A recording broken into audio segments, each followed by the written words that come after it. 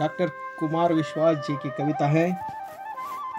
वो अपने प्रेमिका के लिए कहते हैं और मैं मेरे ITI के लिए कहता हूँ, क्योंकि मेरा ITI ही मेरा प्यार है। मेरे जीने में मरने में तुम्हारा नाम आएगा, मेरे जीने में मरने में तुम्हारा नाम आएगा। मैं सांसें रोक लूँ फिर भी यही इल्ज़ाम आएगा, मैं सांसें रोक लूँ फिर भी यही इल्ज़ाम आएगा। हर एक धड़कन में तुम हो तो अपराध क्या मेरा, हर एक धड़कन में तुम हो तो अपराध क्या मेरा। अगर देश पुकारेगा तो ITI चल कर आएगा, अगर देश पुकारेगा तो मेरा ITI चल कर आएगा। और प्रशिक्षणार्थी पुकारेगा तो मेरा निदेशक चल कर आएगा। फिर से एक बार, इस देश का कौशल्य सैनिक आपके सामने पेश करने जा रहा है क्वेश्चन बैंक प्रश्न संच। मेरा नाम तो आप सभी फिलहाल जानते ही है, किरण प्रकाश झरकर, लेखक, संशोधक और शिल्प निदेशक, गवर्नमेंट इंडस्ट्रियल ट्रेनिंग इंस्टीट्यूट, वासी, जिला उस्मानाबाद। और मैं आपके प्यारे महाराष्ट्र से आता हूँ। अगर आपको मेरी वीडियो पसंद आती है तो आप मेरे YouTube के चैनल किरण झरकर को ज़रूर सब्सक्राइब कीजिएगा, लाइक कीजिएगा, शेयर कीजिएगा और नोटिफिकेशन का बेल दबा दीजिएगा। मित्रों, अगर आपको मुझे TikTok पे फॉलो करना है तो मेरा अकाउंट एड्रेस है kiran_झरकर। और यदि आपको कोई मन में उलझन है, मन में कुछ शंका है, तो आप मुझे बेझिझक मेरे WhatsApp नंबर पे टेक्स्ट मैसेज भेज सकते हैं। मेरा WhatsApp नंबर है 9405547687। और आज की वीडियो का टॉपिक है निमी क्वेश्चन संच, क्वेश्चन बैंक, रोजगारक्षम कौशल्य पे हम अभी सवाल जवाब कर रहे हैं। बोर्ड का जो क्वेश्चन पेपर आता है उसमें कौन से सवाल आते हैं, ये सब मॉडल क्वेश्चन और उसके मॉडल आंसर हम डिस्कस करने वाले हैं इस वीडियो में। हमारी जो परीक्षा है वो परीक्षा में हर प्रशिक्षणार्थी पास हो और उसके लिए मैं कुछ कर पाऊँ, यही मेरा इस वीडियो में से एक छोटा सा प्रयास है। तो हमारा आज का पहला सवाल है, हमारा जो ये आज का सेशन है वो IT लिटरेसी का सेशन है। हर ITI का प्रशिक्षणार्थी संगणक साक्षर हो, इसलिए इंफॉर्मेशन टेक्नोलॉजी लिटरेसी नाम का मॉड्यूल एम्प्लॉयबिलिटी स्किल में बोर्ड की तरफ से डाला गया है। IT लिटरेसी का हिंदी में अर्थ होता है संगणक साक्षरता। Question number 1 byte is equal to A 2 bit, B 4 bit, C 8 bit और D 16 बीट। 1 बाइट का अर्थ है 8 बीट और इसका जवाब है C। इसी तरह यह भी सवाल आ सकता है 2 बाइट इज इक्वल टू, अगर 1 बाइट का मतलब 8 बिट है तो 2 बाइट का मतलब है 16 bit. 1 nibble is equal to 4 bit, 2 nibble is equal to 1 byte. Nibble मानो 4 बिट, 1 निप्पल मानो 4 बिट, 1 बाइट का मतलब है 8 bit. Question number 2, a computer system consist of, ये जो संगणक प्रणाली होती है इसमें क्या क्या आएगा? A software and program, B hardware and software, C mouse and keyboard, D circuit diagram. तो इसका करेक्ट आंसर है B hardware and software. Hardware का मतलब है कठिन वस्तु परिधान करने वाला और सॉफ्टवेयर हल्का गुण परिधान करने वाला। मतलब हार्डवेयर का हिंदी में अर्थ है आप जिस चीज़ को छू सकते हैं, छू के महसूस कर सकते हैं, उस चीज़ को हार्डवेयर कहते हैं। और सॉफ्टवेयर ये सिर्फ आप महसूस कर सकते हैं, हालांकि इसको आप छू नहीं सकते। इसलिए a computer consist of hardware and software. Answer is B. Question 03, a program that infect other program by modifying them is called, इसका अर्थ ये है कि एक प्रोग्राम है जो आपके प्रोग्राम को मॉडिफाई कर सकता है, आपके प्रोग्राम को अचानक से बदल सकता है, आपके मर्जी के खिलाफ, आपकी कोई मर्जी नहीं है, और आपका जो सेट किया हुआ प्रोग्राम है वो बदल सकता है, दूसरा प्रोग्राम उसको इन्फेक्ट कर सकता है। तो ये क्या है? A virus, B antivirus, C web page और D notepad.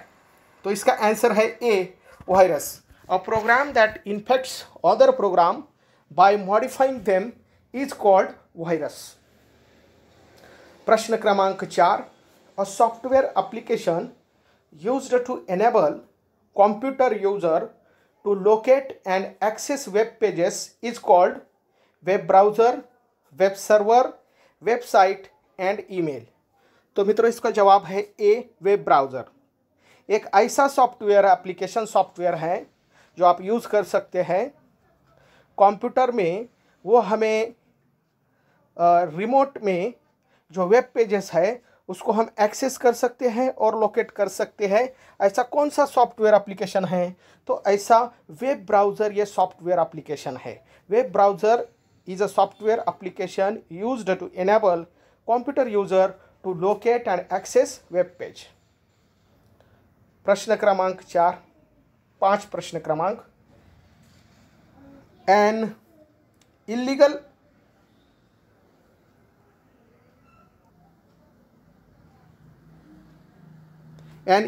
activity committed on the internet is called as। अब ये इंटरनेट पे जो इलीगल एक्टिविटी हो रही है उसको क्या कहते हैं? जो अफरा तफरी हो रही है, A virus, B cyber crime, C search engine और डी नेटवर्किंग। तो इसका आंसर है बी साइबर क्राइम। जो इलीगल एक्टिविटी होती है इंटरनेट पे उसको साइबर क्राइम कहते हैं।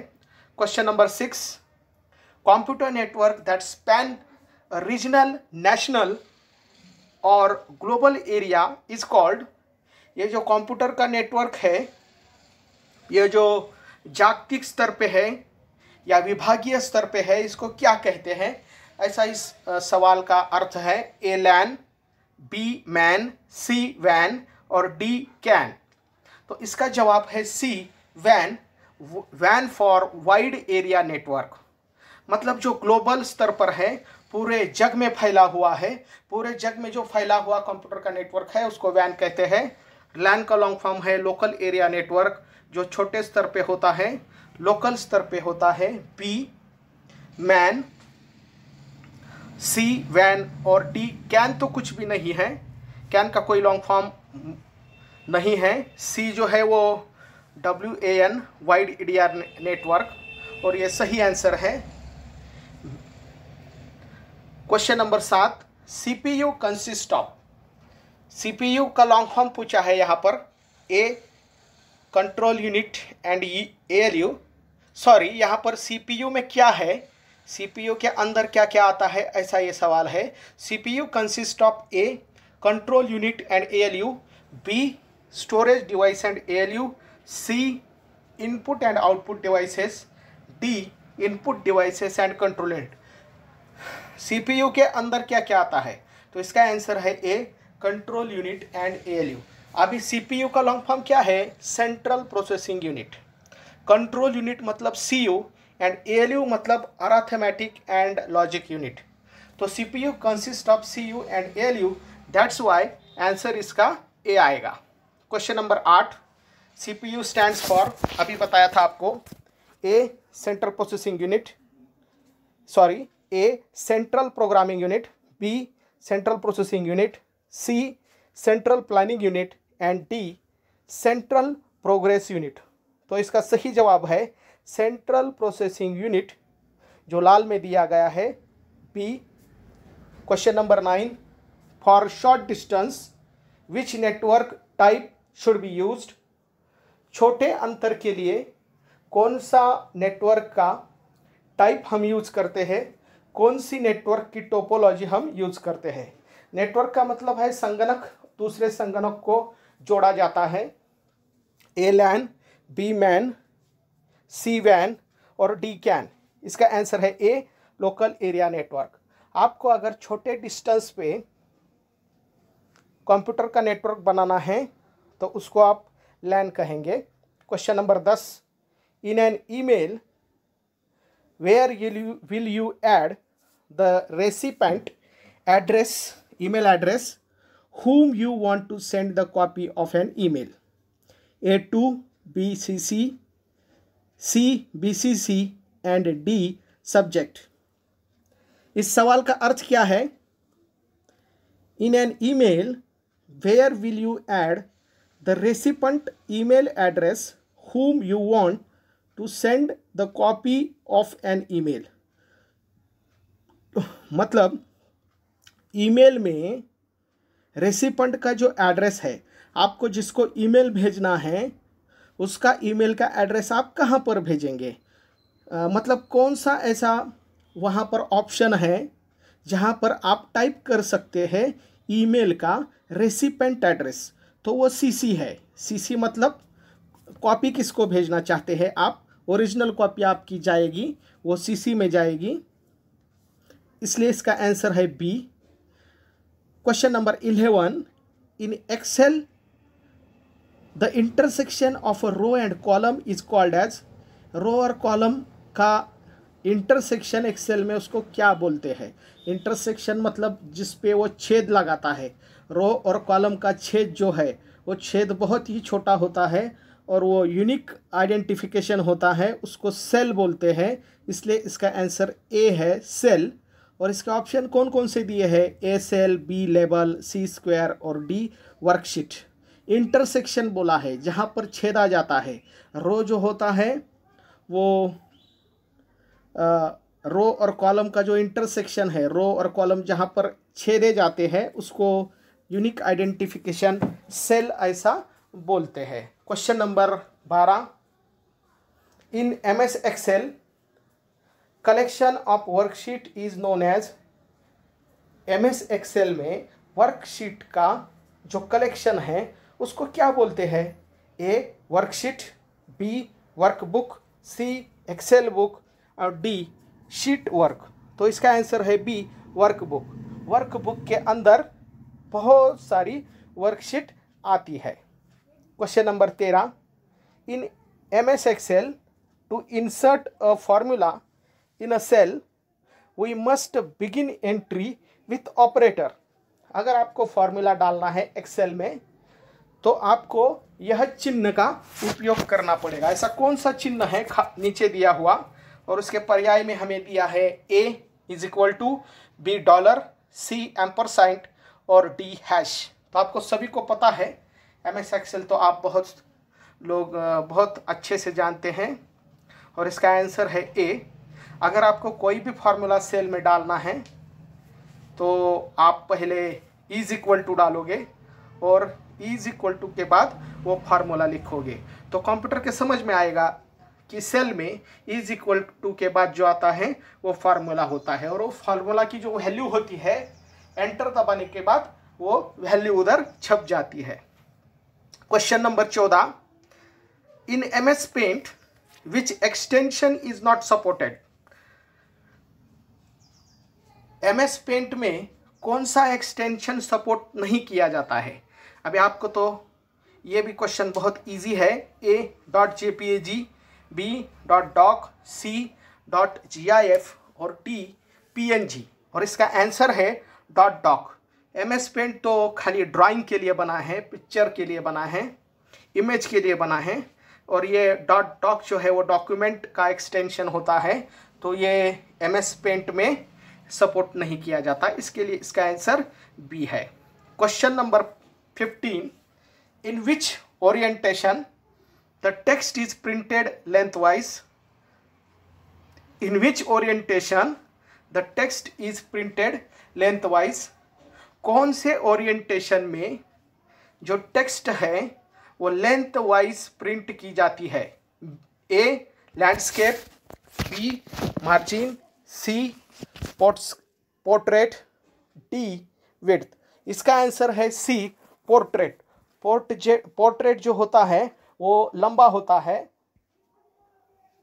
तो वो जो है लेंथ के अनुसार टेक्स्ट प्रिंट करता है, इसलिए इसका आंसर सी है।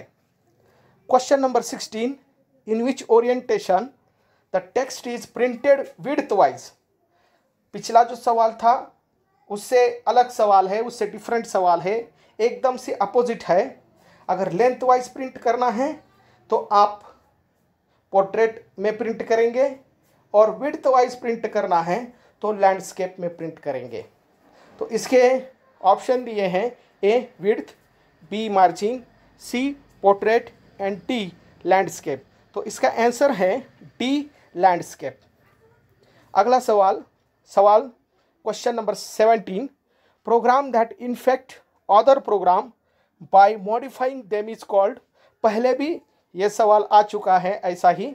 आपका जो प्रोग्राम है वो दूसरा कोई प्रोग्राम अगर इन्फेक्ट करता है तो उसको क्या बोलते हैं? ए सर्च इंजिन, बी वायरस, सी एंटीवायरस, डी साइबर क्राइम। तो इसको हम बी वायरस बोलेंगे, ये वायरस है। अगर कोई भी कंप्यूटर में वायरस घुस जाता है तो आपके जितने भी प्रोग्राम्स होते हैं, आपका जो डाटा होता है वो डाटा करप्ट हो सकता है, इसके लिए ही उसको वायरस बोलते हैं। Question number 18, spreadsheet are saved with extension. ये स्प्रेडशीट जो एक्सेल में बनाते हैं वो कौन से एक्सटेंशन में सेव की जाती है? A .xls, B .doc, C .pdf and D .mp3। तो आपको मालूम है ये बहुत ही आसान सवाल है, इसका आंसर है ए XLS। ये एक्सेल का फाइल है स्प्रेडशीट वाला, तो ये .xls में सेव होगा। Question number 19, spreadsheet are saved with extension. फिर से ये ABCD वाला जो है वो ऊपर नीचे किया हुआ है, इसका भी आंसर सी XLS ही है। Question number 20, the expansion of LAN is. मतलब लैन का लॉन्ग फॉर्म क्या है? Local area name, local area network, logical area network, legal area network. तो इसका लॉन्ग फॉर्म है लोकल एरिया नेटवर्क। छोटे स्तर पे संगणकों का जो जुड़ाव रहता है, एक दूसरे को जो संगणक जोड़ा जाता है उसको लोकल एरिया नेटवर्किंग ऐसा बोलते हैं।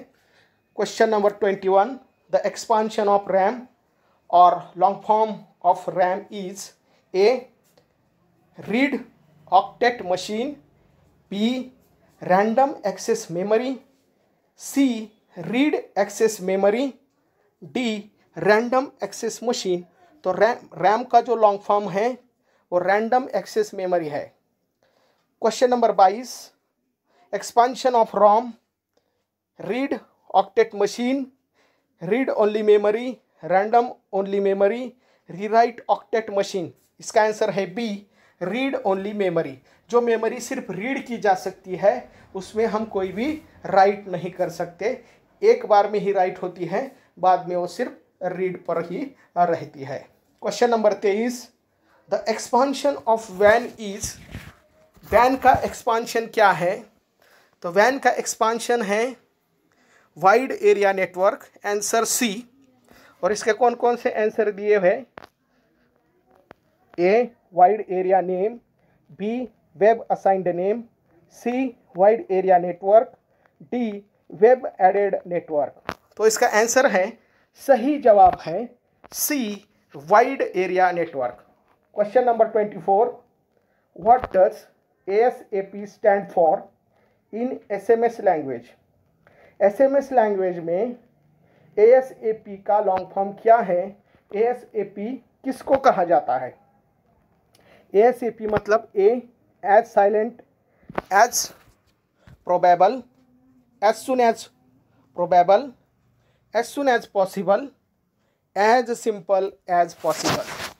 तो इसका आंसर है as soon as possible. Question number 25, what is a shortcut key for copy command? Copy command के लिए शॉर्टकट की कौन सी है? A control C, B control V, C control A और डी कंट्रोल एक्स। तो इसका answer है control C. What is a shortcut key for cut command? Cut command के लिए कौन सी शॉर्टकट की है? A control plus C, B control plus V, C control plus A और डी कंट्रोल प्लस एक्स। तो इसकी shortcut key है control plus x. मित्रों, यहाँ पर मैं आपको बता देता हूँ कि ये जो शॉर्टकट की है इसमें से 2 या 3 सवाल तो आने ही वाले हैं, तो ये शॉर्टकट की आपको मालूम रहनी चाहिए। Question number 27, what is a shortcut key? What is a shortcut key for select all command? Select all command के लिए कौन सी शॉर्टकट की है? A control C, B control V, C control A, D control X. तो इसका answer है C control A. Question number 28, what is shortcut key for paste command? Paste command के लिए कौन सी शॉर्टकट की है? तो ए control C, B control V, C control A और डी कंट्रोल एक्स। और इसका आंसर है बी कंट्रोल वी। पेस्ट के लिए कंट्रोल वी यह शॉर्टकट की है। Question number 29, what is the cell address of 4th row and 4th column? 4th row के लिए और 4th कॉलम के लिए सेल का एड्रेस क्या होगा? तो आपकी जो रो है, ये रो को 1 नंबर, 2 नंबर, 3 नंबर, 4 नंबर, 5 नंबर ऐसा दिया जाता है, और कॉलम को A B C D E F G ऐसा कॉलम को नंबर दिया जाता है। तो चौथा रो है तो उसका नंबर 4 आएगा, और चौथा कॉलम है तो पहले कॉलम को ए, दूसरे कॉलम को बी, तीसरे कॉलम को सी और चौथे कॉलम को हम डी कहेंगे। तो इसका मतलब क्या है? डी वाला कॉलम आएगा और 4 वाला रो आएगा। तो इसका आंसर आएगा D4। हमें दिए हुए आंसर है 4D, E4, D4 और B4। तो इसका आंसर है option number C D4। Question number 30, what is the difficult name of newly created folder in Windows? What is the default name of newly created folder in Windows? हम Windows में कोई भी folder बनाते हैं तो उसका default name क्या आता है? तो उसका डिफ़ॉल्ट नेम न्यू फोल्डर ऐसा आता है। यहाँ पर आंसर क्या क्या दिए हैं? A folder, B new, C new folder और डी ब्लैंक। तो इसका आंसर आएगा C new folder. Question number 31, what is the expansion of FYI SMS? FYI का SMS के लिए क्या लॉन्ग फॉर्म होगा? A for your information, B for your identification, C for your internet और D for your inconvenience. तो SMS में हम जब भी शॉर्ट फॉर्म डालते हैं FYI ऐसा, तो उसका आंसर आता है A for your information. Question number 32, where all delete files will be stored? ये हम जब भी फाइल्स डिलीट करते हैं तो यह कंप्यूटर से चला नहीं जाता है। जब भी हम कौन सा भी फाइल सिर्फ डिलीट करते हैं तो वो फाइल रिसाइकल बिन में चला जाता है, और अगर हम शिफ्ट और डिलीट करते हैं तो वह सीधा कंप्यूटर से चला जाता है, बाद में वो रिकवर नहीं हो पाएगा। अगर आपने सिर्फ सिंपल डिलीट किया है तो वो फाइल रिसाइकल बिन में जाएगा, और रिसाइकल बिन में से आप अगर रिस्टोर करते हैं तो वो फाइल जहाँ पर होगा वहाँ पर फिर चला जाएगा। यहाँ पर आंसर दिए हैं A C D, B official folder, C personal folder and D recycle bin. तो इसका आंसर आता है D recycle bin. Question number 33, which device is used to connect telephone line to a PC? Which device is use to connect telephone line to PC. अगर हमें telephone computer को जोड़ना है तो कौन सा डिवाइस यूज करते हैं? तो आप सभी को पता है मोडेम यूज करते हैं। उसके लिए modem is a digital machine which convert signal which from modulation and demodulation भी मोडेम करता है। Modem is a digital machine which convert signal from simple to modulate and modulate to once again simple। A modem, B monitor, C printer and D hard disk। तो इसका answer आता है A modem। Question number 34, which is a shortcut key for copy command? A control V, B control C, C control A, D control plus X। तो इसका answer है B control plus C। अभी copy के लिए कौन सा shortcut key है? तो आप सभी जानते हैं कि कंट्रोल सी से कॉपी हो जाता है। Question number 35, which one is don't information security? A use hard to guess password, disclose password to anyone, take backup data of your PC periodically and D encrypt laptop, hard drive and mobile devices.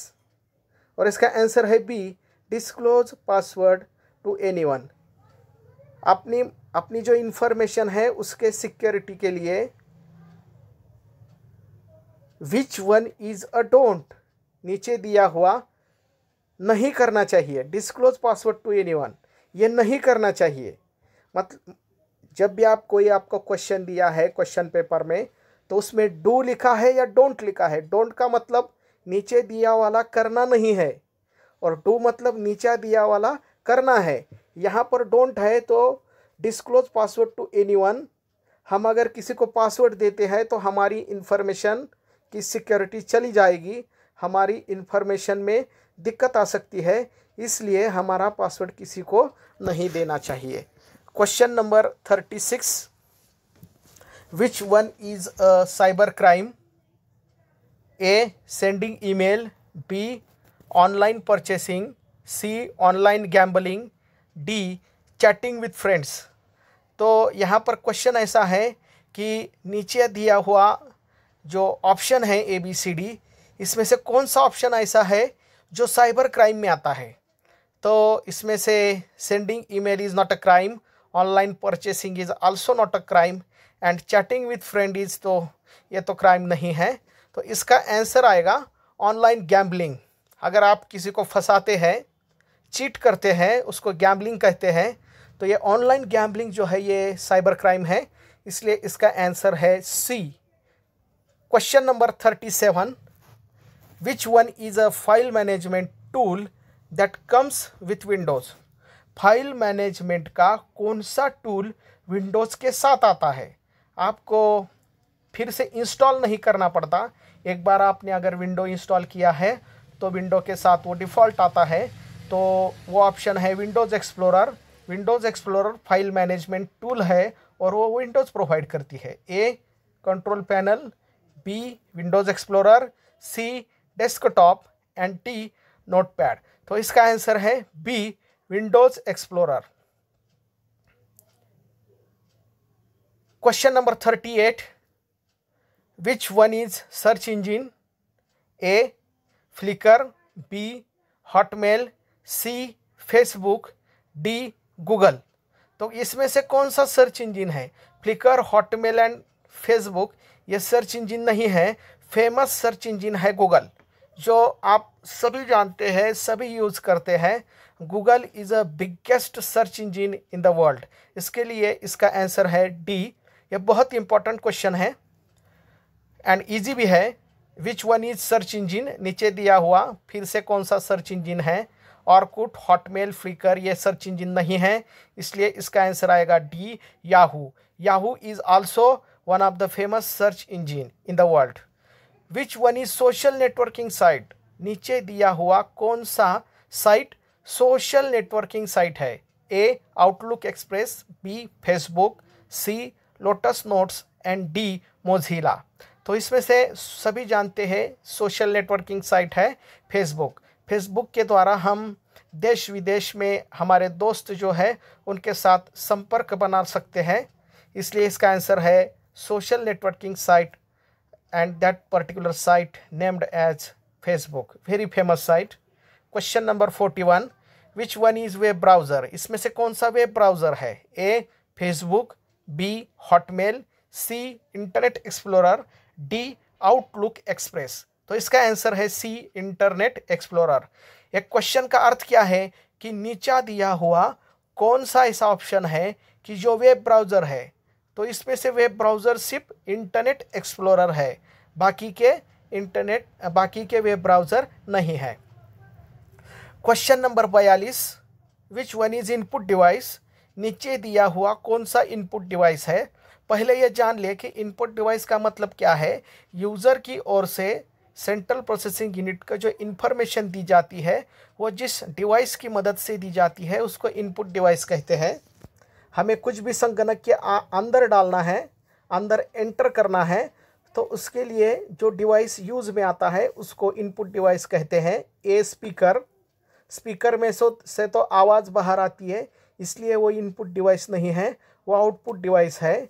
B joystick यही answer है इसका। Joystick मतलब एक pen होता है, जैसे जैसे आप पैड पे वो पेन ड्रैग करेंगे वैसा वैसा ड्रैगिंग आपको मॉनिटर पे दिखेगा। तो पेन में से, जॉयस्टिक में से जो भी इनपुट दिया जाएगा वो मॉनिटर पे दिखेगा with the help of central processing unit. That's why answer is B joystick.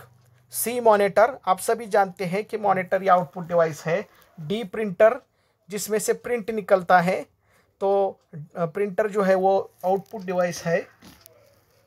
Question number 43, which one is an output device of the computer?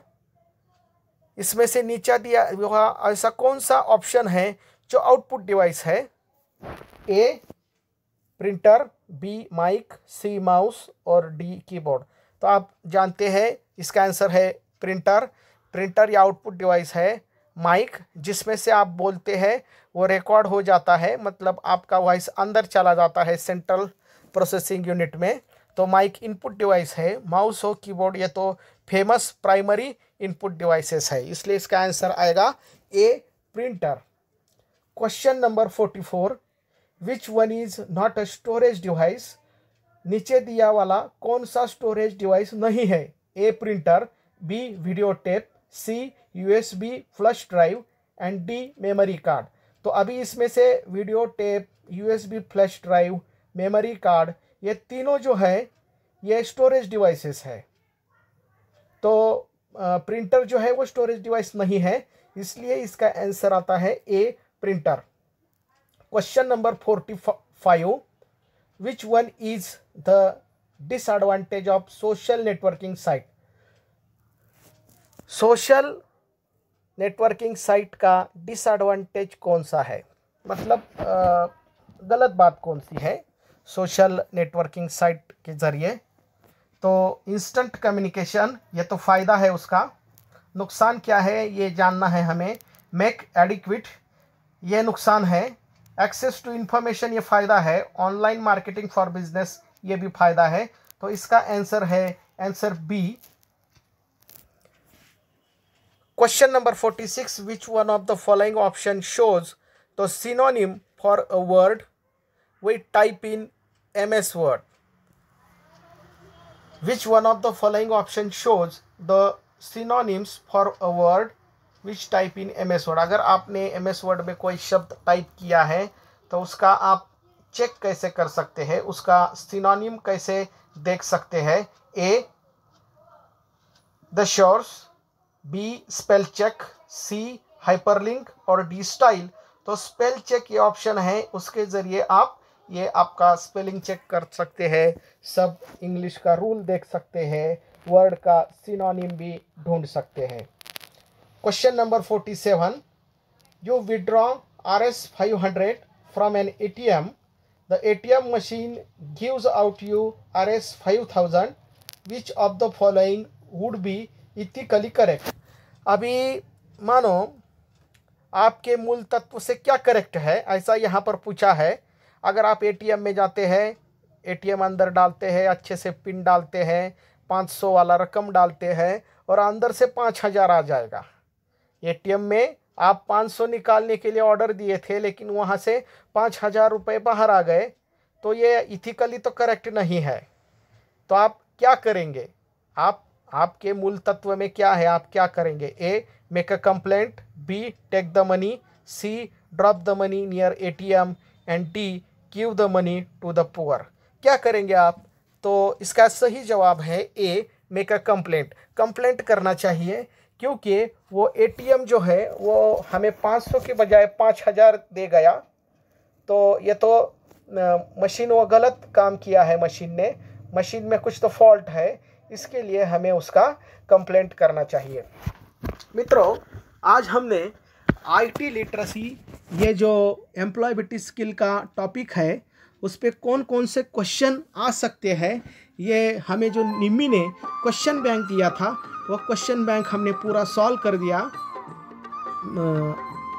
ITI के सभी प्रशिक्षणार्थियों का मेरे यूट्यूब चैनल पे मैं स्वागत करता हूं। आप मुझे फॉलो कीजिएगा, लाइक कीजिएगा, शेयर कीजिएगा, नोटिफिकेशन बेल भी दबा दीजिएगा। मेरा यूट्यूब चैनल का नाम है किरण झरकर। टिकटॉक पे भी आप मुझे फॉलो कर सकते हैं, वहाँ पर बहुत अच्छी वीडियो आईटीआई के लिए बनाई हुई है। अकाउंट का नाम है kiran_झरकर और मेरा व्हाट्सएप नंबर है 9405547687। आज के वीडियो के लिए सभी प्रशिक्षणार्थियों सिर्फ इतना ही। आपके लिए फिर से एक बार हम हाजिर होंगे, तब तक के लिए नमस्कार और आप सभी का धन्यवाद।